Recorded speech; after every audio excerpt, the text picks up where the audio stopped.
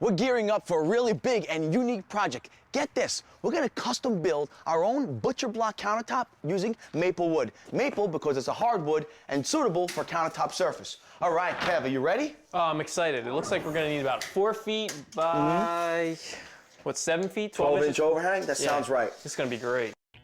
So Kev, what's gonna make this countertop unique in the same way that butcher block countertop's unique, that it has a staggered random joint pattern. Okay, so we're gonna need different widths and we're gonna need different lengths, and they're gonna have to be cut pretty smooth if they're going up against each other. Which is exactly why we're using the miter saw.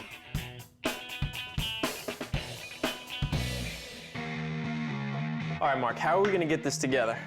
Well, the conventional way would be to glue and clamp all of these rows together. That would be a mess. A mess. But what I like to do today is to drop some new age carpentry science on you, Kevin. I'm ready. We're gonna be using a pocket jig. What this device allows you to do is to drill through at a specific angle, and it creates a cavity or a pocket for a screw to be inserted into and fastened onto another piece of wood. And it doesn't allow it to pop through the other end? All the screws are invisible on the underside of the countertop. So we're using these coarse thread wood screws with a square tip bit, and there's a washer built in and onto the screw. And what the washer does is pull the piece of wood that we just drilled into the receiving piece of wood. And won't let you go further than it needs to, right? Right, and that's what locks it in the washer. This is a great tool. So the key to this right now at this stage of the game is to keep all these seams as tight and close-knit as possible. Because once we turn it over, depending on how high the ridges are on all the seams, this is gonna have to be sent through either a planer or a drum sander. And the less the planer or drum sander has to strip off the top, the less work involved, and the stronger the countertop remains because it'll stay its true 3/4 inch thickness. Great. We decided to build our countertop in 3 sections, which will make it easier when it comes time to send it through the sander. I love the grain, I love the way it looks. I can't wait to see it stained and all together. Well, you got the hang of it now, right? I think so. Okay, because we have 1 down and 2 more to go. Okay. In order to get a 100% flush countertop surface, we sent the butcher block top out to be professionally sanded. They sent it through a 36-inch abrasive belt sander, first with 60 grit, then with 120 grit until all the ridges were out. Once the top was sanded, the crew put all 3 pieces together.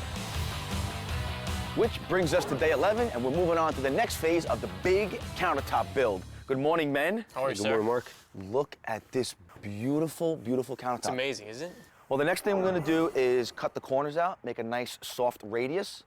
So we're actually gonna use the paint can as a template and just trace out the radius, and then come back and cut it with a jigsaw. Okay. Now we're gonna use a jigsaw because it doesn't have a circular blade. It has a long, skinny blade which oscillates, which will allow us to make a tight radius cut.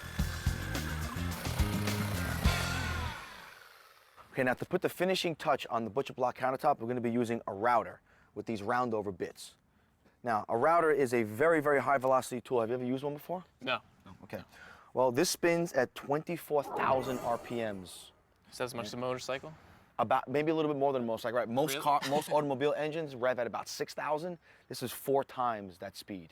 Okay, So that's a the lot. potential to foul up when using a router is very high. All right, guys, good luck with that. Your left hand should keep the router down flat along the surface. The right hand should be keeping pressure in the wheel against the straight edge. Got it.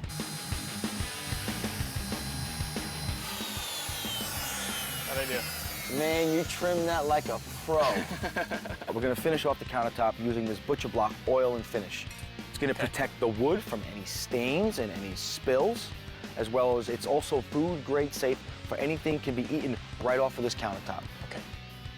You can see it's not changing the look of the wood, it's just highlighting it. Yeah. The first application really picked up every little grain in the wood. It's gorgeous. It is absolutely beautiful.